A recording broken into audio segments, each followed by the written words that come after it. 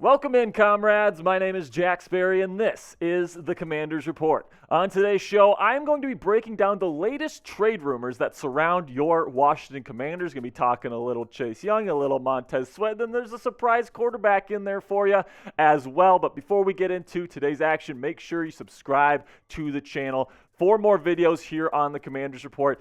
Guys, chat sports is a business, which means if we get more subscribers, more views, more likes on these videos, and we continue to grow here on the Commanders Report, we are going to get a video. We're going to work our way up to a full video every day in the week. So if you guys want that, you want Commanders videos every single day, go ahead and click that subscribe button, and don't forget to turn on your notifications so you always get notified when we put out our free videos here on YouTube. So now let's get into Chase Young here, which, his name's been thrown around quite a bit right before the draft. The Commanders don't pick up his fifth-year option, which some people took to believe that they might be trading him before the 2023 NFL draft. But here we are after the draft. He is still available, but there are still some people that are speculating that he could be gone before the start of the 2023 NFL season.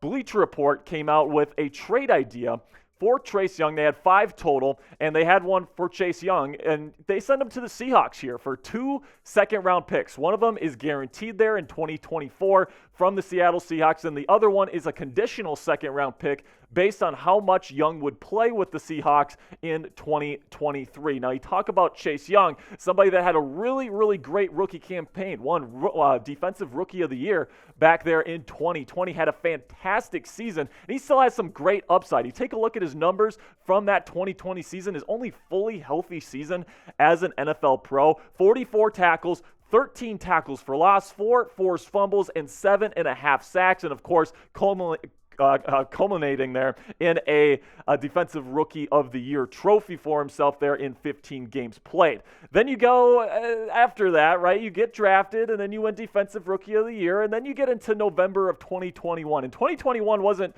a great year for Young at that point anyway, but then he tears his ACL there, completely ending his season, really derailing his season in 2022 as well. And then in April of 2023, right before the draft, Washington declines to pick up his 5th-year option, which kind of came to a shock to many because he is somebody with a lot of upside still a lot of physical ability. There's a reason why this guy went number 2 overall in the 2020 NFL draft. So how concerning is Young's health going into this point, right? That knee, who knows how healthy he truly is right now? I think the people that have the best idea of how healthy Young really is right now is the Commanders coaching staff, everybody in that building. They have the best idea out of anybody on the planet just how healthy Chase Young is, and they decided to decline his option, which makes me think that something's up here. I think that there might be something that could be preventing Chase Young from hitting his full potential, which is the reason why the Commanders decided to not pick up his 5th-year option for 2024. So will Chase Young have a breakout season going into this year? It's certainly possible. He's got the physical upside, but that injury history definitely scares you. But let me know what you guys think. Type Y if you think he's going to have a breakout season this year, or type N if you don't. This is going to be the pinned comment on today's show. So whenever you get an ad break here, just go ahead, go to the comment section, find that pinned comment. It'll be that comment there right at the top, and answer today's question.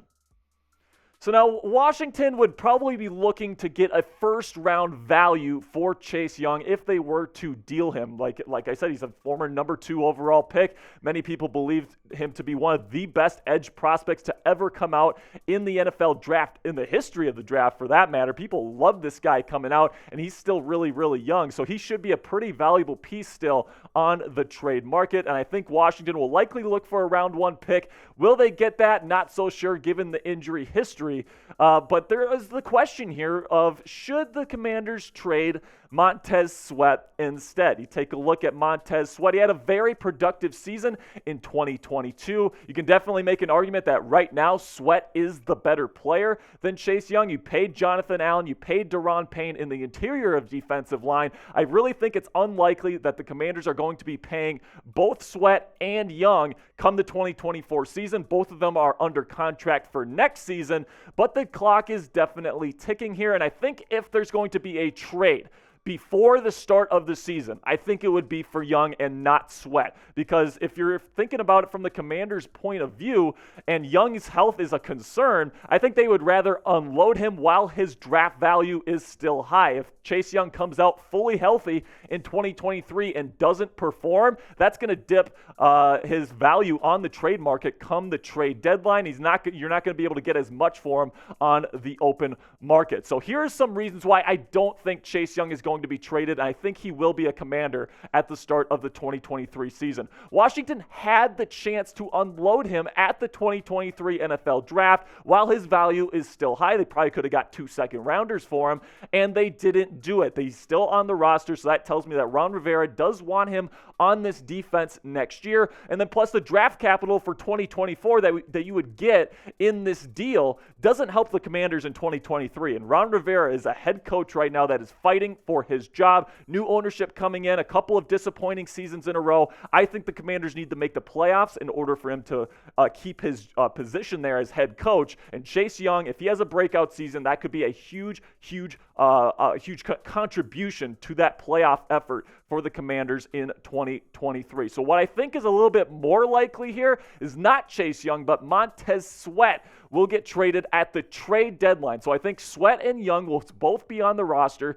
to start the season. But if the Commanders get off to a slow start, they get off to a bunch of losses in a row to start the season, it wouldn't surprise me to see them trade Montez Sweat, because you're likely not going to re-sign Sweat and Young. And then if the playoffs aren't likely for you by the trade deadline, you can get something for Sweat while the iron is hot. He is still a very talented player. It's going to depend how Chase and Montez play during that point of the season. Who's producing, who's not, who's valuable, what can you get for these players? All those variables are still to be determined here. We still have to get to the season. We still have to get to the trade deadline. But I think the most likely scenario is that Montez Sweat is the one that is dealt. And Chase Young, I guess we'll have to see what happens to him moving forward. So if you could have one player to trade away here, if you could choose between Chase Young or Montez Sweat to trade away here, which guy would be the guy for you? Would you trade away Chase Young? Type CY if you would trade him, or if you would rather trade Montez Sweat, go ahead and type MS in the comments section. So I know you guys are a little bit tired of the quarterback talk, but these rumors just keep flying here with the Commanders, and we're going to be talking a little bit about a rumor that's not necessarily going to apply for 2023, but more in the future here in 2024, and it centers around Arizona Cardinals quarterback and former number 1 overall pick, Kyler Murray. Now, before we get into this here, I want to put a little disclaimer here. This is a hypothetical situation that if Sam Howell is not what the Commanders are looking for, could they potentially go out and get Kyler Murray? That is the question at hand here. I'm not saying Sam Howell is going to be terrible. I'm not saying the Commanders are going to be terrible. What I'm saying is if that hypothetical situation plays out, could Arizona and Kyler Murray be an option for the Commanders to address their quarterback position heading into 2024? You take a look at what Kyler has done throughout his career. Pretty impressive stats. Obviously, he's a dual-threat quarterback, very quick feet at the quarterback position. But the thing is with him, man, I have some issues. I really do have some issues. You take a look at the stats.